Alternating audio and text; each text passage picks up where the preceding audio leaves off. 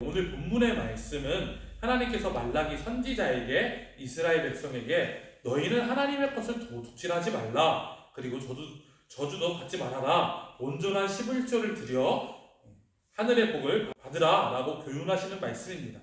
당시 이스라엘 백성들은 바벨론 포로에서 돌아와서 희망과 꿈을 가지고 성전도 재건하고요, 성벽도 다시 쌓았습니다. 그리고 하나님께서 약속하신 메시아 왕국이 임하기를 기다리고 있었습니다. 그렇지만 그들이 생각한 것처럼 바로 메시아 왕국이 왔느냐? 그렇지가 않죠. 기다리다 보니까 그 기다림이 약해지기도 하고 그 마음이 떠나기도 하고, 그래서 오늘 말라기의 상황이 이루어진 것입니다. 이들이 하나님 앞에 온전한 제사를 드려야 되는데 11조를 거짓으로 드리고 병든 것을 드리고 안 좋은 것을 드렸습니다. 형식적으로 예배를 드렸던 것입니다. 그리고 제사장들도 이렇게 이와 같이 불신앙에 빠져서 우상 숭배에 빠져있는 그러한 이스라엘 백성들을 잘 돌이키지도 못했습니다. 그들을 바른 길로 인도하지 않았습니다. 그런데 그들에게 하나님의 축복이 계속 있을 수가 없었던 것입니다. 그래서 하나님의 축복이 떠났고 다시 비가 오지 않고 물은 메말라갔고 나무들도 말라 죽었습니다. 짐승들도 마실 것이 없으니 목이 말라 죽어가기 시작했고 메뚜기 떼가 닥쳐서 있는 농작물마저 모두 다 먹어치웠습니다. 이스라엘 백성은 절망과 원한에 빠져 과연 하나님이 살아계시는가? 과연 우리가 하나님의 백성인가? 하고 자문을 하게 되었습니다. 이때 하나님께서 절망에 처한 이스라엘 백성들에게 희망을 주고 위로하고 하나님의 축복을 깨닫게 하기 위해서 말라기 선지자를 택하여서 하나님의 말씀을 선포하게 하셨습니다. 너희 열조의 날로부터 너희가 나의 길을 떠나 지키지 아니하였도다. 그런즉 내게로 돌아오라. 그리하면 나도 너희에게로 돌아가리라. 라고 오늘 본문 3장 7절에 상반절에 말씀하고 계십니다. 하나님을 떠났기 때문에 저주를 받은 것입니다. 하나님이 능력이 없고 하나님이 그들을 택한 백성이 아니어서가 아니라 이스라엘 백성들이 먼저 자신의 예배, 자신이 하나님을 향한 마음, 이런 것들을 저버렸기 때문에 이러한 일이 일어났다는 것입니다. 그래서 다시금 돌아오라. 그럼 내가 너희를 회복하리라 라는 말씀을 오늘 본문을 통해서 이야기하고 있습니다. 이스라엘 백성들은 우리가 어떻게 하나님 앞에 돌아갈 수 있습니까? 어떻게 하면 하나님의 보호와 축복을 받을 수 있습니까? 하고 외쳤습니다. 그러자 하나님께서는 말라기 선지를 통하여 사람이 어찌 하나님의 것을 도둑질하겠느냐? 그러나 너희는 나의 것을 도둑질하고도 말하기를 우리가 어떻게 주의 것을 도둑질하였나이까 하도다. 이는 곧 11조와 헌물이라. 너희 곧 온 나라가 나의 것을 도둑질하였으므로 너희가 저주를 받았느니라 라고 말씀하셨습니다. 10절을 한번 같이 읽어보도록 하겠습니다. 10절 함께 합독하시겠습니다. 시작. 만군의 여호와가 이르노라. 너희의 온전한 11조를 창고에 들여 나의 집에 양식이 있게 하고 그것으로 나를 시험하여 내가 하늘의 문을 열고 너희에게 복을 쌓을 것이 없도록 굶주리지 아니하나 보라. 11조는 종자 씨앗이라고 볼 수 있습니다. 종자 씨앗은요, 시골에서 아무리 배가 고파도요 건드리지 않는 겁니다. 또한 마중물이라고 생각합니다. 펌프질에서 물을 퍼야 되는데 마중물을 넣어야 물이 나옵니다. 이 종자 씨앗, 이 마중물, 그것이 우리의 11조에 어떻게 보면 닮아있는 모습이라고 할 수 있습니다. 그런데 인생을 살다 보면 종자 씨앗을 먹고 싶은 순간이 있습니다. 또한 마중물이 과연 이 물을 넣었을 때 이 펌프에서 물이 나올까 의심하고 그냥 이거 먹는 게 낫지 않을까 생각이 들 때가 있습니다. 세상에서 바라보는 시각으로 11조는요 굉장히 미련해 보이는 것입니다. 하나님은 이스라엘 백성들에게 온전한 11조를 요구하십니다. 그것으로 또한 나를 시험해보라고 하십니다.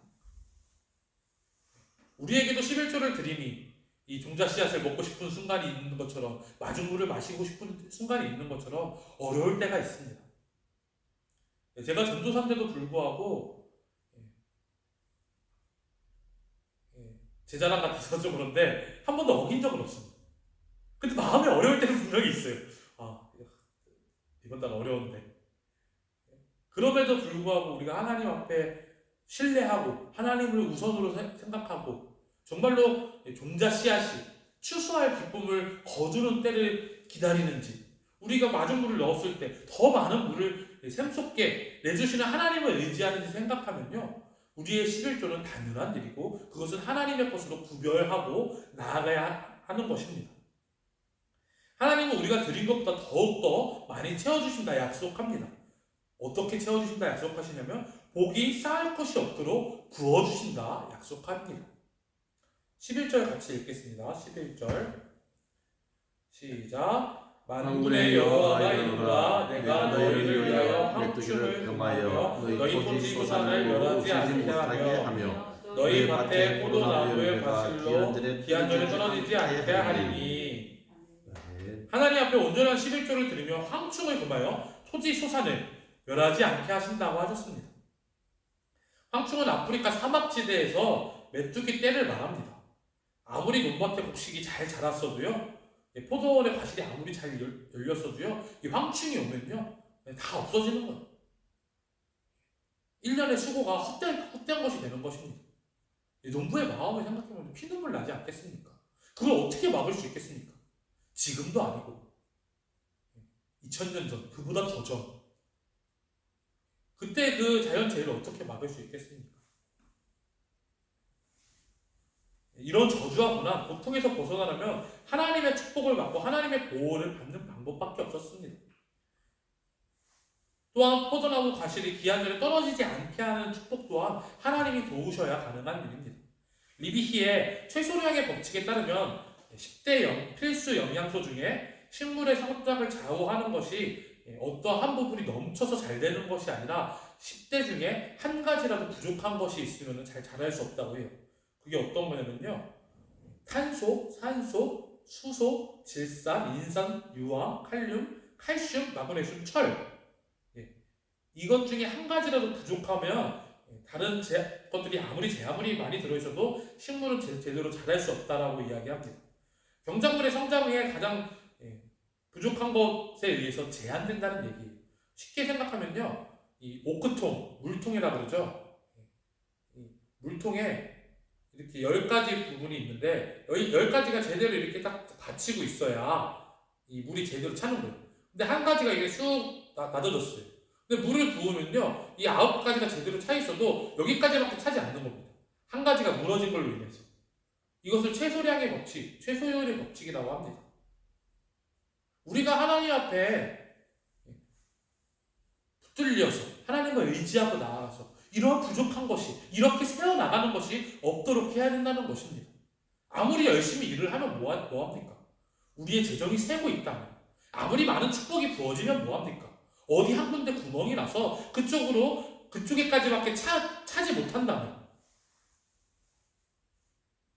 우리는 다시금 우리를 점검하고 어디서 우리의 재물이 새는지, 우리의 하나님의 주신 축복이 어디서 새는지 다시금 점검하고 하나님께로 돌아가야 한다는 것입니다. 우리의 인생은 사람의 힘으로 안 됩니다. 우리가 계획한 대로 되지 않습니다. 인간의 노력은 안 되는 것입니다. 그러나 하나님께서는 이 모든 재난과 재해를 막아주시고 피해를 막아주시겠다 약속하고 계십니다. 하나님은 우리가 하나님 중심으로 사는 것을 원하십니다. 이스라엘 백성이 마음이 떠나니 병든 것을 드린 것입니다. 의심이 생기니 우상 숭배를 한 것입니다.